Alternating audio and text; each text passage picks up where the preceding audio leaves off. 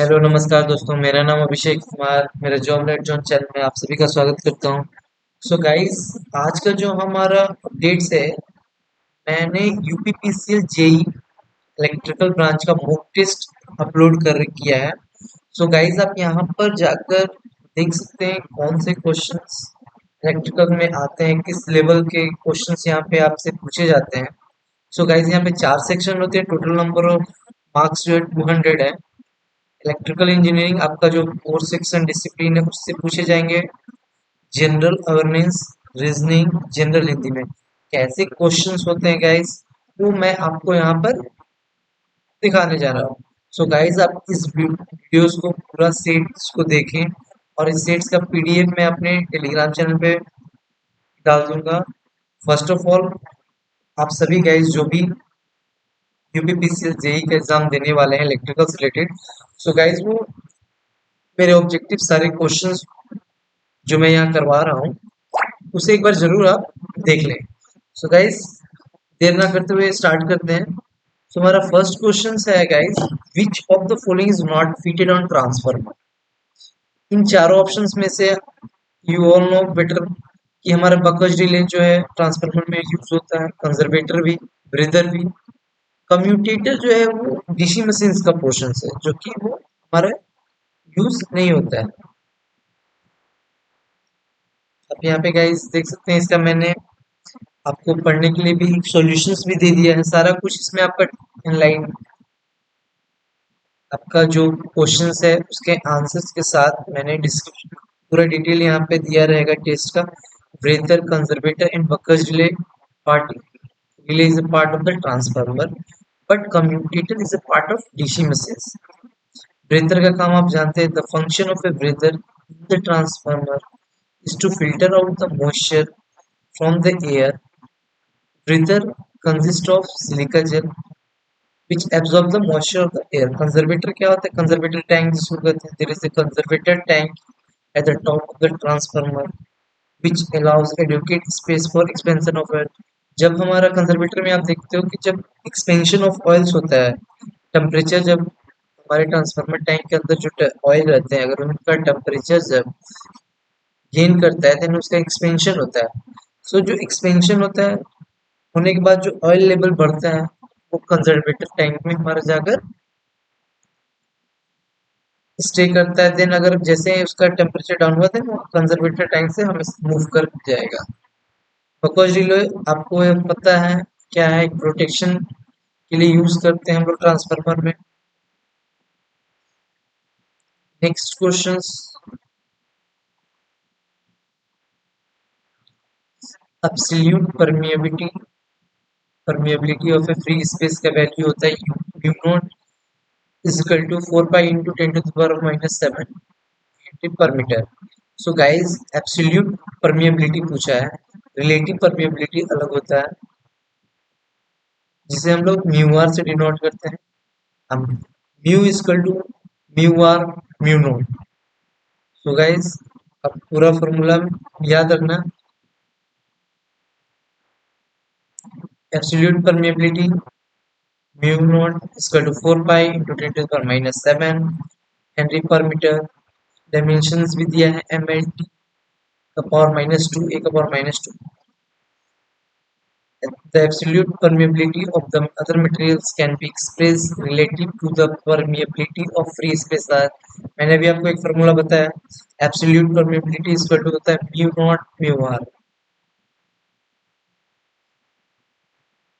Next questions जो है हमारा,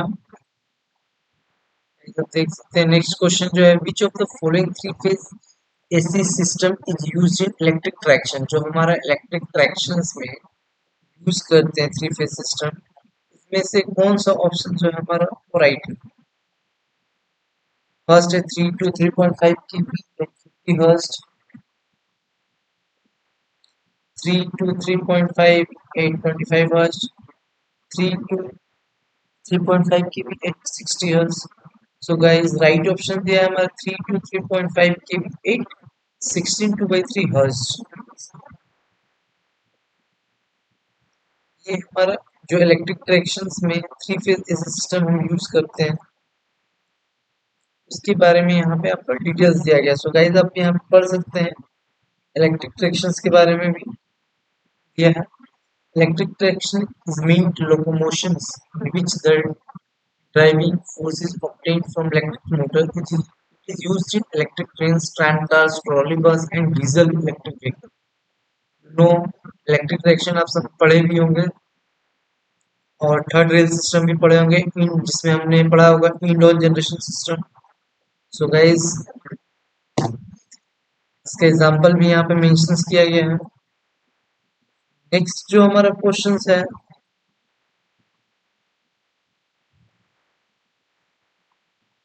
नेक्स्ट क्वेश्चन दोस्तों यहाँ देखते हैं। The output frequency of an alternator depends on.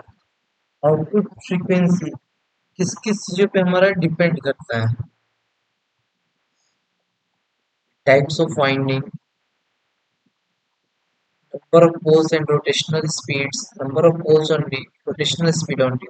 जो हमारा आउटपुट फ्रीक्वेंसी होता है, आपने एक फॉर्मूला देखा होगा, N S equal to 120 f/p। F को रहने दें तो एन के एन एस के इंटू मल्टीप्लाई में पी हो जाएगा, डिवाइड में 120 आ जाएगा।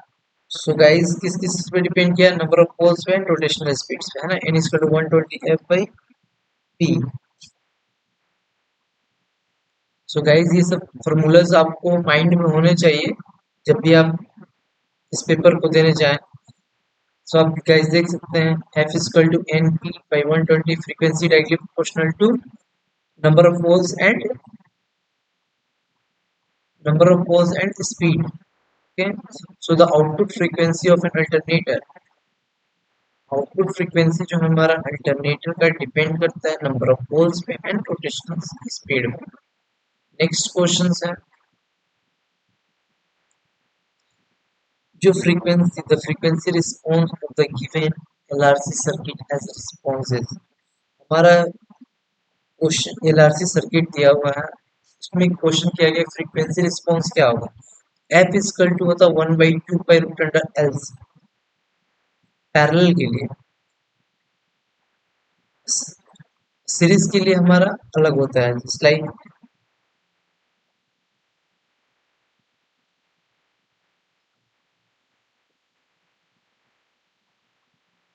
रेजोनेटिंग फ्रीक्वेंसी है omega, angular frequency is equal to 1/√LC और frequency is equal to 1/2 pi root under LC hertz parallel के लिए। सीरीज के लिए हम आगे आपको डिस्क्राइब करेंगे। नेक्स्ट क्वेश्चन जो है हमारा, the range of frequency used in induction heating is. Induction heating में हम लोग इस रेंज का फ्रीक्वेंसी यूज करते हैं। हम जो इंडक्शन हीटिंग करते हैं, लाइक आपने देखा होगा इंडक्शन चूल्हा आपने देखा है, फिर आपने इंडक्शन पानी गर्म करने के लिए कहा था, उसमें जो हमारा फ्रीक्वेंसी रेंज होता है वो एक 1 किलो हर्ट्ज से ज्यादा होगा, मतलब 1000 से ज्यादा है। 1000 हर्ट्ज से ज्यादा आपको फ्रीक्वेंसी इंडक्शन हीटिंग में आपको देखने के लिए मिलेंगे। देख सकते हैं डिस्क्रिप्शन में, induction heating is also known as high frequency heating. The induction heating process make use of current induced by electromagnetic action in the material to be heated। हम जो भी इंडक्शन हीटिंग प्रोसेस में क्या देखते हैं, जो भी इलेक्ट्रोमैग्नेटिक एक्शंस के ही द्वारा हम मटेरियल को हीट करते हैं। और main difference between low and high frequency heating is that in the former case it is transferred either by convection, conduction or radiation, where in the later case conversion of electromagnetic energy into heat energy take place in the material itself। हम लोग average देखते हैं, main difference देखते हैं लो and high frequency heating में। आपने शायद heat of transfer पढ़ा होगा, उसमें कन्वेक्शन था, कंडक्शन था एंड रेडिएशन था। कन्वेक्शन में आपने पढ़ा होगा, इसका एग्जांपल ले सकते हो कि अगर दो बंदे हैं एक साथ खड़े हैं, अगर हम एक को बॉल पास करने देंगे, बॉल हमारा हीट है, विदाउट मूवमेंट अगर वो बगल वाले को अपना बॉल दे दिया, बिना उस प्लेस को हिले हुए तो उसको कहेंगे कंडक्शन। अगर वो बंदा उस बॉल को दूसरे बंदे तक बाई मूवमेंट, अगर वो खुद मूवमेंट करके दूसरे तक बॉल पहुंचाता है, ball that means heat, then movement of body यहाँ पे कहलाएगा convection. Radiation without moving of body हम बोल सकते हैं रेडिएट हीट कर। Heat transfer by conventional method is very small. Induction heating is used in the frequency range of more than 1 kilohertz. Induction heating हम लोग यहाँ देखते हैं कि 1 किलोहर्ट्ज से ज्यादा रहता है। एडवांटेज क्या है इसका? High speed of heating. हमारा इंडक्शन हीटिंग का एडवांटेज है इसमें, हम क्या में देखते हैं, हमारा हाई स्पीड हीटिंग होता है। हम इसका यूज हीटिंग और वेल्डिंग दोनों के लिए कर सकते हैं। Next question, question number 7। Question number 7 में क्या पूछा जा रहा है? The rotor of a three phase induction motor always run at. जो रोटर होता है थ्री फेज इंडक्शन मोटर का ऑलवेज रन करता है लेस देन सिंक्रोनस स्पीड। अगर वो सिंक्रोनस स्पीड से एबव जाता है देन वो मेरा सिंक्रोनस स्पीड हो गया उसका। हमारा कभी भी थ्री फेज इंडक्शन मोटर जो होता है वो लेस देन सिंक्रोनस स्पीड से मूव करता है।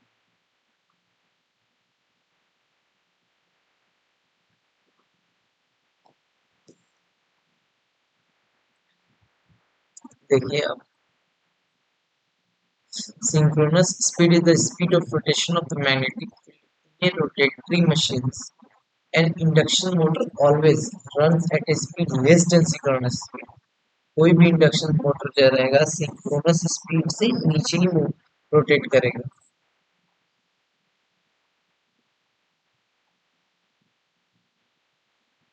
इंपॉर्टेंट पॉइंट्स में आप देख सकते हैं कि three phase induction motor, the stator is stationary and the rotor जो हमारा रोटेट पार्ट होता है, both the stator field and rotor field rotate with synchronous speed।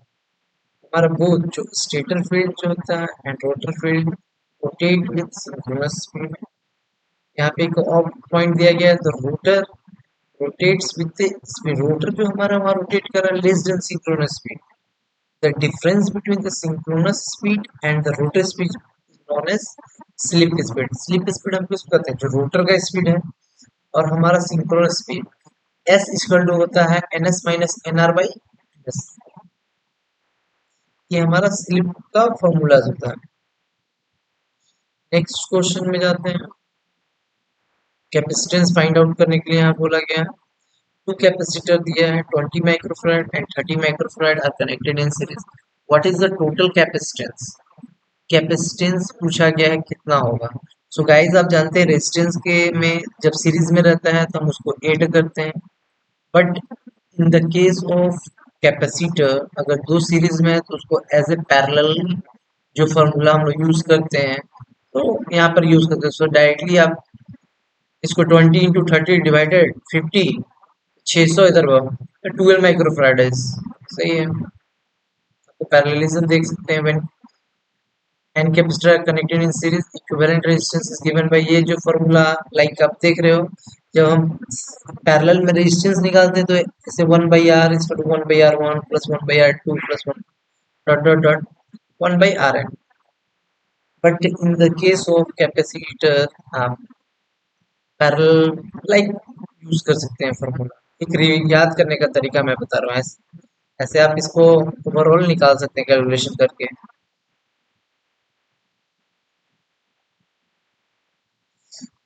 Neglect a voltage source, the terminal across the source है।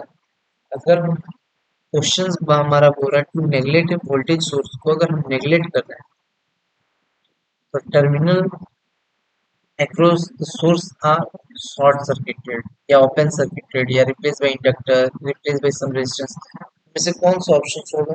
So guys आप देख रहे हैं green marking किया गया शॉर्ट सर्किट। अगर हम वोल्टेज सोर्स को नेगलेक्ट करते हैं तो टर्मिनल हमारा क्या है? शॉर्ट है। अगर ओपन, अगर वहां पे टर्मिनल जो निगलेक्ट, वोल्टेज सोर्स को आप निगलेक्ट कर रहे हो शॉर्ट सर्किट है। अगर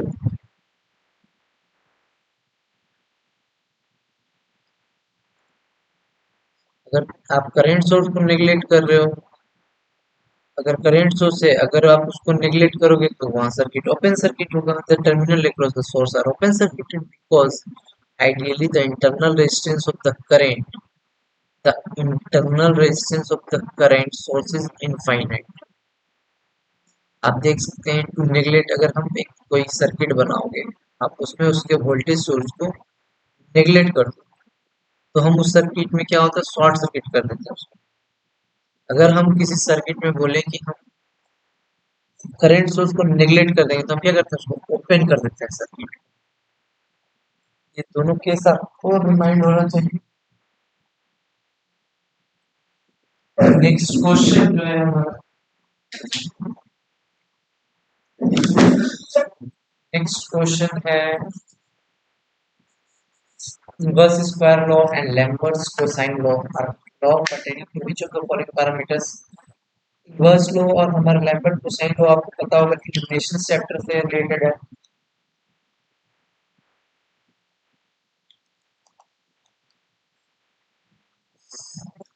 तो यहाँ पे हमारा इलिमिनेशन हो जाएगा। लैम्बर्ट कोसाइन लो आपको पता होगा और इनवर्स लॉ भी पता होगा।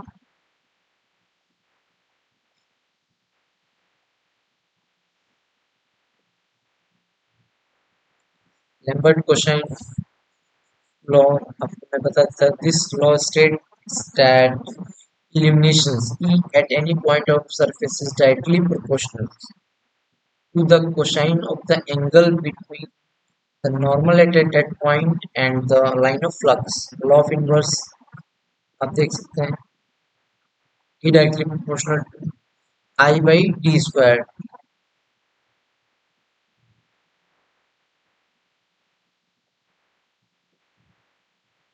और नेक्स्ट क्वेश्चन है, विच of the following motor is used in vacuum cleaner. में हम लोग कौन सा यूनिवर्सल मोटर यूज करते हैं। यूनिवर्सल मोटर्स का एक फीचर्स है कि उसको एसी डीसी दोनों पे ही हम ऑपरेट कर सकते हैं।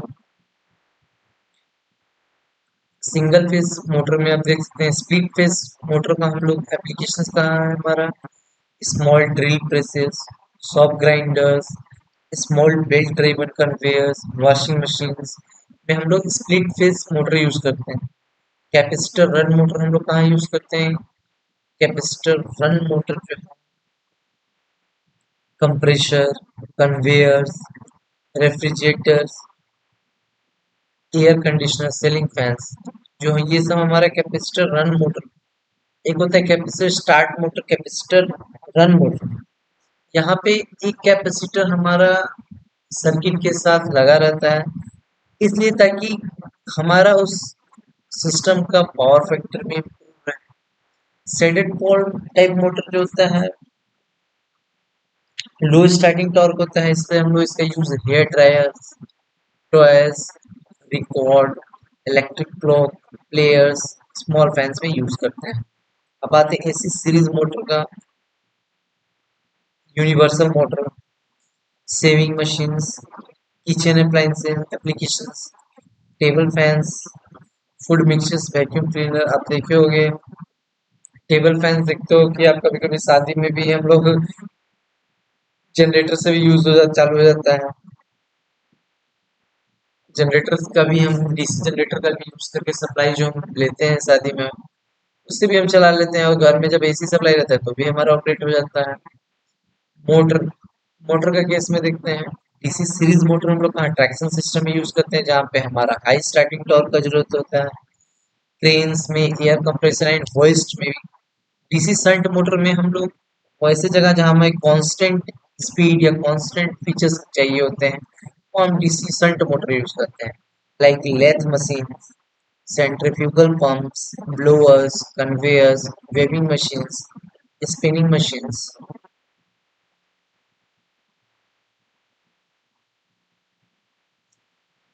डीसी कंपाउंड मोटर जो हम यूज करते हैं, डीसी कंपाउंड मोटर आप देख सकते हैं guys, presses, saviours, elevators, rolling stepper Motors में जो हमारा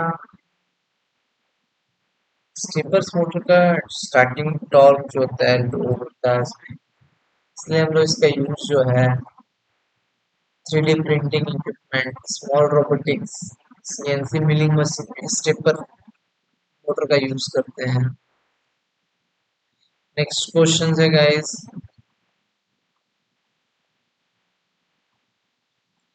what is analogous to electric field in magnetic circuit? Electric field के एनालॉगस क्या है? Magnetic flux density, magnetomotive force, reluctance, none of the above.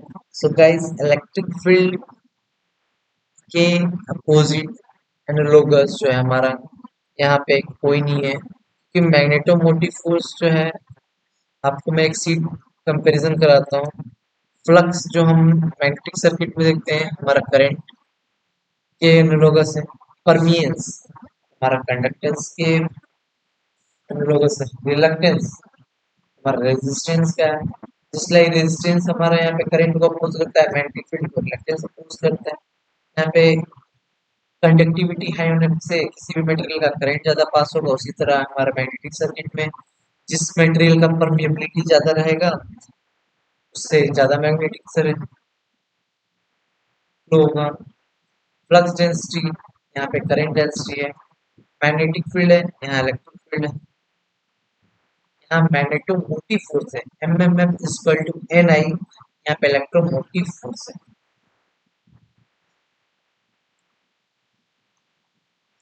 Next question है हमारा guys, इसमें मैं आप लोगों को टोटल 25 क्वेश्चंस कराऊंगा, देन आफ्टर उसके बाद 25 क्वेश्चंस आपको मैं कराऊंगा।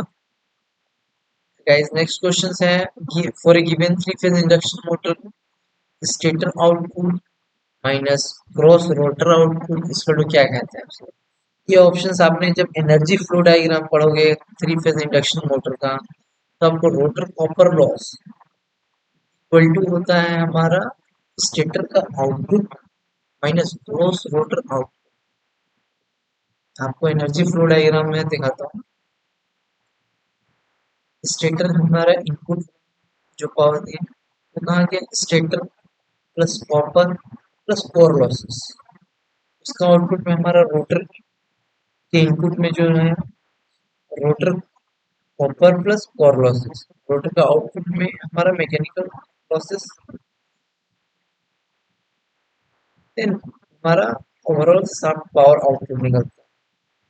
तो हमारा क्वेश्चन था the difference between stator output and rotor gross output copper loss.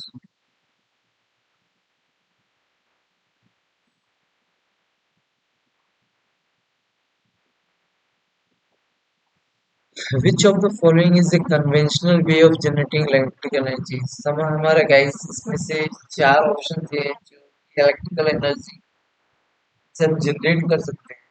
So guys conventional way आपको पता है थर्मल पावर है।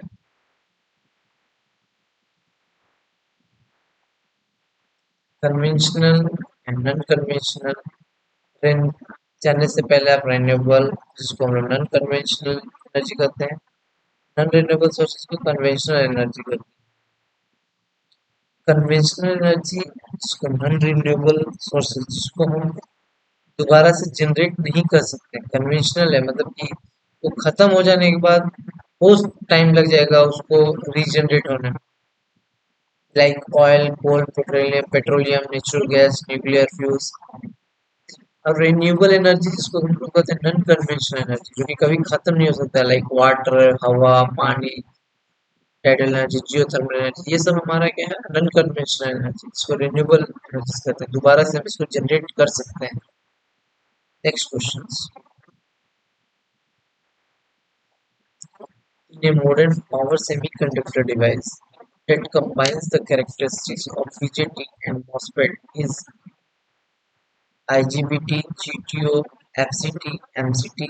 एक मॉडर्न हमारा power semiconductor device that combines the characteristics of BJT, bipolar junction transistor and MOSFET, ये दोनों से combine होकर क्या बनता है? जो हमारा इस मॉडर्न पावर सेमीकंडक्टर है, उसे कहते हैं insulated gate bipolar transistor. Terminal three terminal power semiconductor device primary use में इलेक्ट्रिक स्विच, इसको आईजीबीटी हम लोग कहते हैं, ये हम लोग यूज करते हैं MOSFET and MOSFET and BJT को कंबाइन करके हम लोग आईजीबीटी ट्रांजिस्टर डिफाइन करते हैं। नेक्स्ट क्वेश्चन जो है हमारा internet, the ratio of vector sum of induced EMF per coil, the arithmetic sum of the induced EMF per coil is defined as the pitch factor। हमारा question है यहाँ पर, sorry guys, so guys यहाँ पे हमारा जो question है alternator में हम क्या देखते हैं, जो ratio of vector sum of induced EMF per coil, the arithmetic sum of the induced EMF per coil को क्या कहते हैं, पिच फैक्टर। पिच फैक्टर आप देख सकते हो, पिच फैक्टर जिसको हम लोग कॉइल स्पैन फैक्टर भी कहते हैं, is defined as the ratio of EMF generated in short pitch the EMF generated in full pitch coil. It is denoted by Kp pitch factor. Is value always less than 1 से, pitch factor जो होता है उसका always value 1 से कम रहता है। It can also be defined as the ratio of vector sum of induced EMF per coil, vector sum of induced EMF per coil to the arithmetic sum of induced EMF per coil।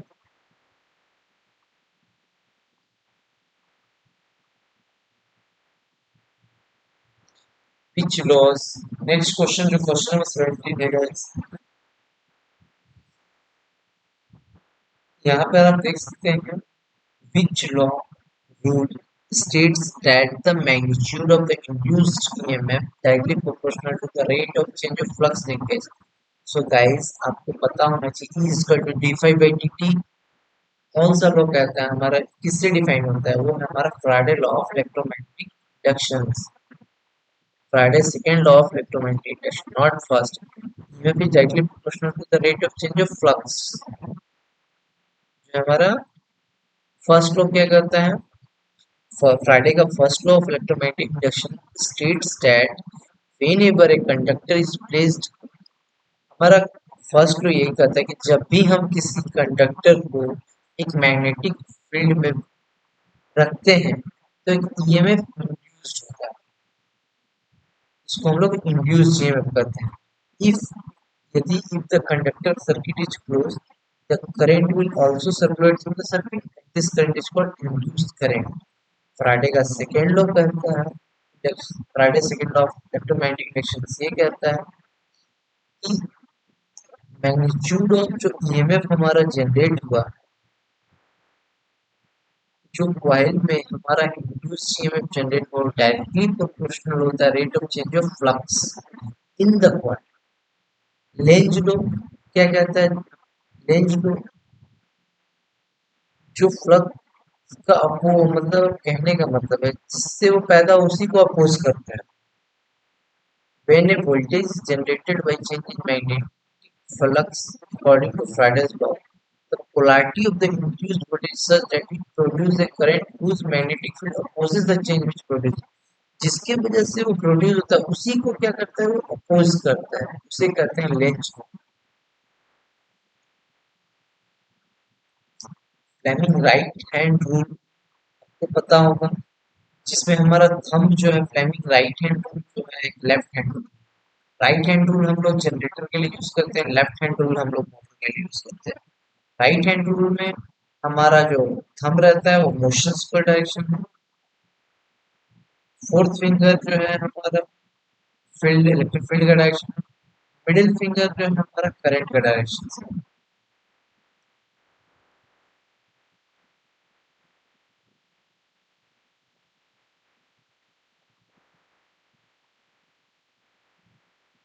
Next question 18 number, which of the following material is extensively used in electrical heating।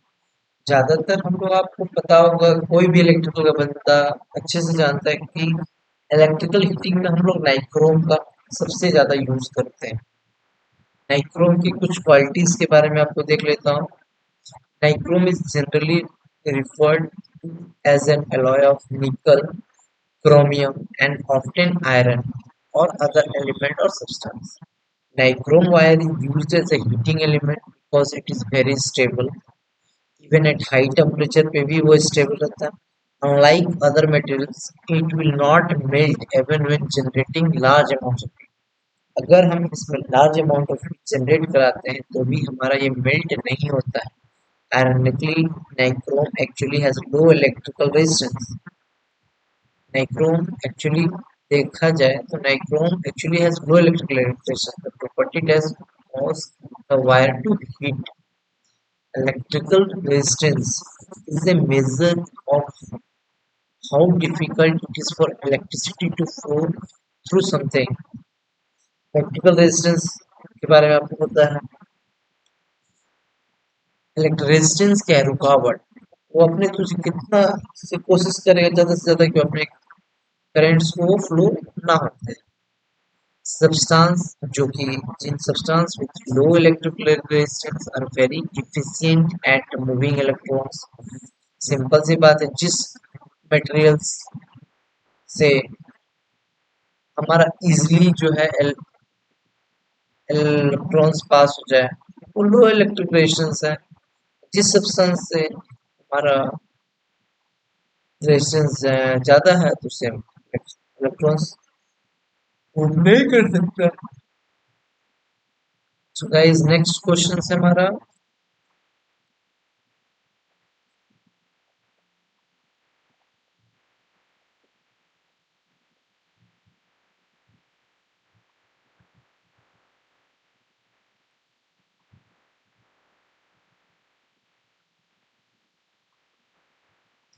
Next question है, a relay in a power system is.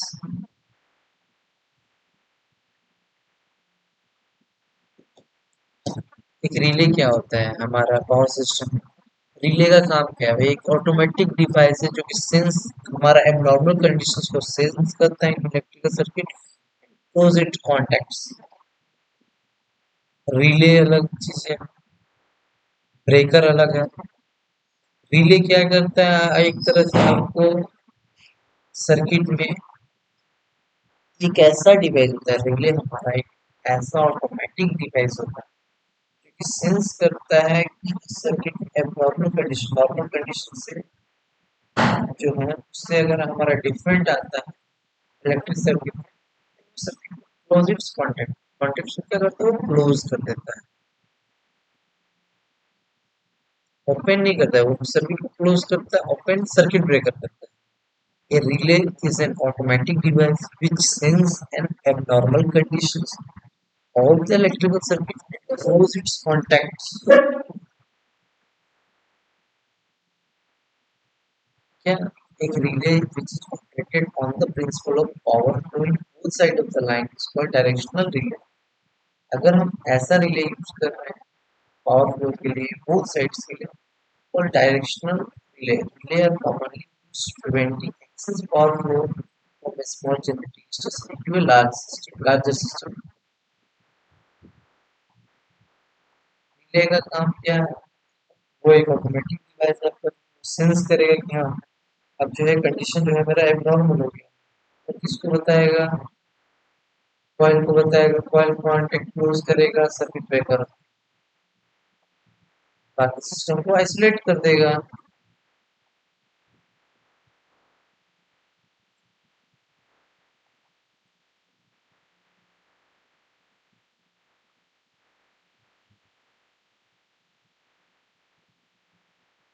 Which of the following conditions is essential for parallel operation of three phase transformer? कौन सा ऐसा case conditions है जिससे हम दो transformer को parallelly operate करते हैं? पहला, same voltage ratio and same voltage referring to the primary ratio and same voltage to the transformer to be connected in parallel. The phase sequence must be same. सही है. phase displacement between primary and secondary must be same for all transformer current in parallel. ये तीनों case conditions मेरा होगा तभी हम parallel transformer को operate कर सकते हैं। पहला क्या हमने बताया आपको, सेम वोल्टेज रेशियो होना चाहिए ट्रांसफॉर्मेशन, सेम वोल्टेज रेशियो या सेम ट्रांसफॉर्मेशन रेशियो बोलो, दोनों का फेज सीक्वेंस सेम होना चाहिए। The phase displacement between primary and secondary must be same, और भी कनेक्ट होगा ट्रांसफार्मर उसके लिए सेम होना चाहिए।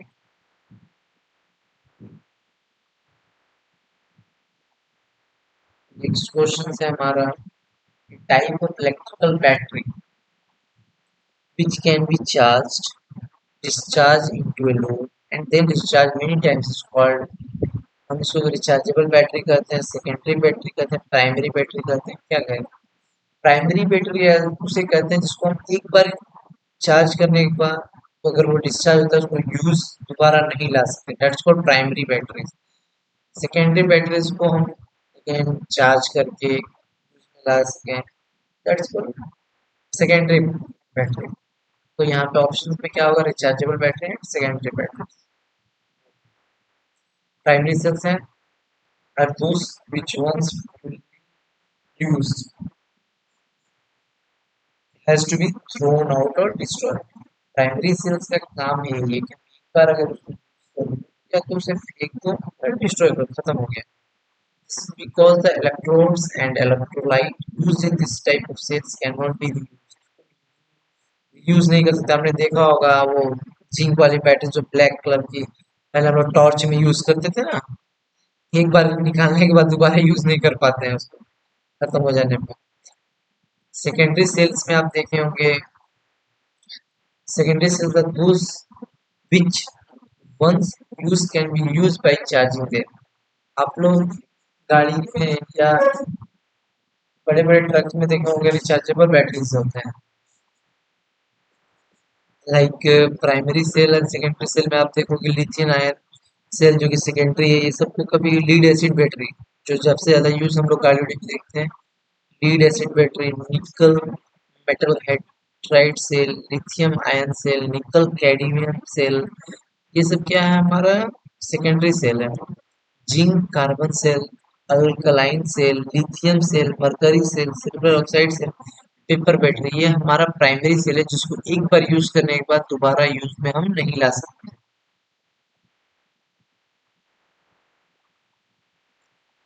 R is the distance between the two charges। Question में हमारा फोर्स पूछा है, फोर्स क्या होगा तो आपको कूलम्स लॉ पता है, force is directly proportional to the charge between them and inversely proportional to the square distance between them। So guys, F is equal to 1 by 4 pi epsilon q1 q2 by r square। Next question है हमारा, star delta starting of a three phase induction motor the starting voltage is reduced to 1 by, अगर हम star delta star से delta में जाते हैं, star से delta में जाते हैं थ्री फेज इंडक्शन मोटर में, तो हमारा स्टार्टिंग वोल्टेज जो होता है, स्टार्टिंग वोल्टेज स्टार से डेल्टा में जाने में वोल्टेज कम हो जाएगा, करंट ज़्यादा हो जाएगा। उस केस में हमारा वोल्टेज कितना कम हो जाता है, 1/√3 ऑफ नॉर्मल वोल्टेज। अगर हमारा मान लो 240 वोल्ट आ रहा है, तो 1/√3 कर दो, तब आप स्टार से डेल्टा में चेंज कर दो, उतना वोल्टेज आएगा और करंट का वैल्यू जो है आपका वो बढ़ जाएगा 1/√3। यहाँ पे सॉल्यूशंस में देख सकते हैं, like the star delta starting method, star delta, star से डेल्टा आ रहा है, डेल्टा से स्टार जाएंगे तो करंट ज्यादा होगा, स्टार से डेल्टा आ रहे हैं तो वोल्टेज कम हो रहा है, करंट ज्यादा हो रहा है। और डेल्टा से स्टार जाएंगे तो हमारा क्या होगा, करंट कम होगा, वोल्टेज ज्यादा होगा। The star delta starting method of induction motor, a two-way switch used to connect the stator winding star, stator winding को हम स्टार में रखते हैं, while starting and the delta while running at normal speed। हम जो normal speed में आता है उसको डेल्टा में कन्वर्ट कर देते हैं।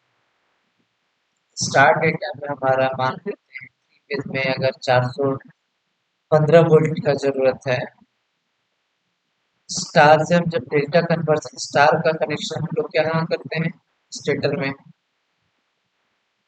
तो starting and while delta, delta कब करते हैं जब हमारा रनिंग में आ जाता है। इससे क्या हो रहा है स्टार डेल्टा में, स्टार में अगर 415 वोल्टेज है तो डेल्टा में कनेक्ट कर दिए तो 1/√3 इंटू 415 ओवरऑल जो वैल्यू आएगा वही हमारा उतना वोल्टेज रहेगा। Star delta starter in a three-phase induction motor is used mainly to reduce the starting current। रस करंट जो होता है उसको कम करने के लिए हम स्टार डेल्टा स्टार्टिंग का यूज करते हैं।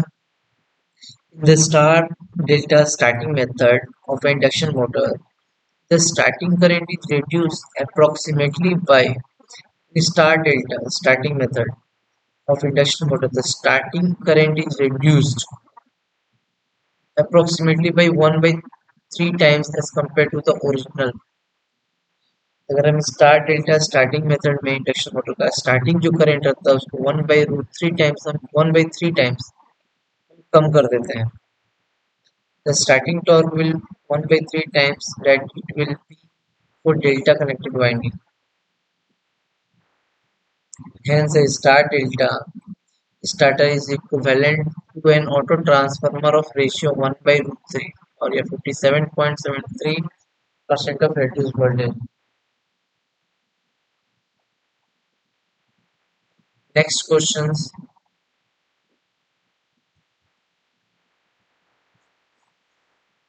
Next question जो है हमारा resistance of an ideal diode resistance bearing।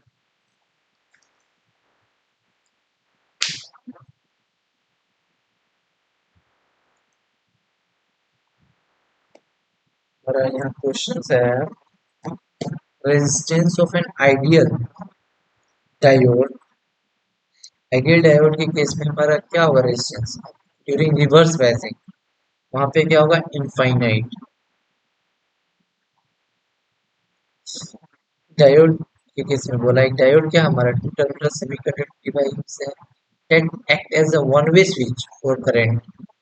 Current के लिए हमारा क्या वन वे स्विच है, और यहाँ पे क्वेश्चंस कहा है resistance of an ideal diode का resistance during reverse biasing is infinite. Diode allows current to flow in one direction easily and restricts current flowing in opposite direction। हमारा यहाँ questions में बोला है रिवर्स बायसिंग में, वो उसका आइडियल रिवर्स बायसिंग में हमारा रेजिस्टेंस पूछा है। तो an ideal diode has a zero resistance in forward directions and infinite resistance in the reverse directions। हमारा आइडियल डायोड का जीरो रेजिस्टेंस होगा तो फॉरवर्ड डायरेक्शन के फॉरवर्ड डायरेक्शन। अब रिवर्स में पूछा है तो इनफाइनाइट रेजिस्टेंस हो जाएगा।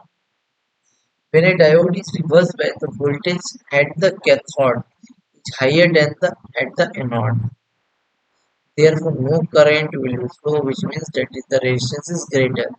सिंपली है वहां पे रेजिस्टेंस ज्यादा हो जाता है तभी तो इनफाइनाइट हो जा रहा है, तभी तो मेरा फ्लो नहीं कर रहा है करंट। नेक्स्ट क्वेश्चन है हमारा 25 numbers according to ECBC, new buildings will be awarded ECBC plus status if they are able to demonstrate an energy saving of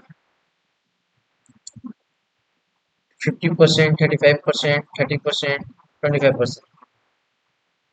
ये हमारा एज पर इलेक्ट्रिसिटी के जो अकॉर्डिंग हमारे रूल्स हैं उसके बेस पे ये हमारा क्वेश्चंस है।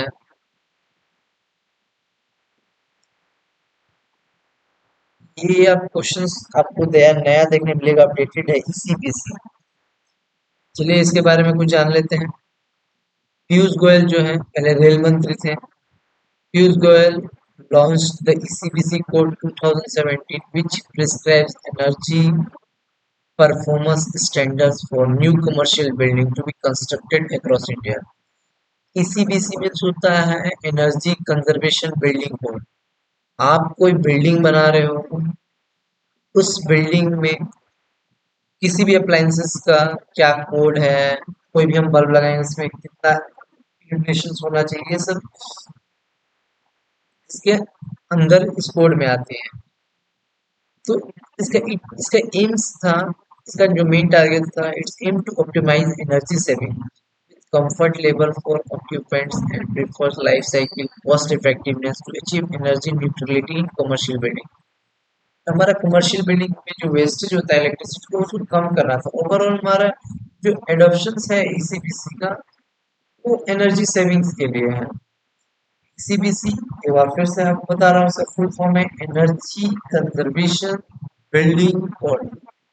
सो गाइस मैंने आपको 25 क्वेश्चंस कराए हैं इलेक्ट्रिकल इंजीनियरिंग से रिलेटेड, जो कि यूपीपीसीएल जेई इलेक्ट्रिकल में पूछे जा सकते हैं। ये एक मॉक टेस्ट है गाइस, आप देख सकते हैं किस लेवल का क्वेश्चंस आप जा रहे हैं। अभी टोटल नंबर ऑफ क्वेश्चंस जो है गाइस यहाँ पे आप देख सकते हैं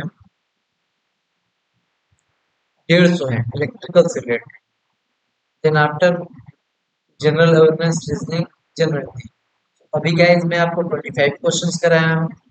नेक्स्ट जो हमारा रहेगा, आपको मैं कल 50 क्वेश्चंस मॉक टेस्ट कराऊंगा, देन 50 ये कंप्लीट हो जाएगा। सो गाइस आप क्वेश्चंस को रिवाइज करें, इसके आंसर्स को देखें, कोई भी क्वेरी जो आप हमसे पूछें।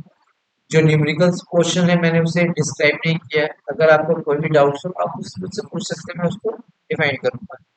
Thank you so much guys for watching my videos.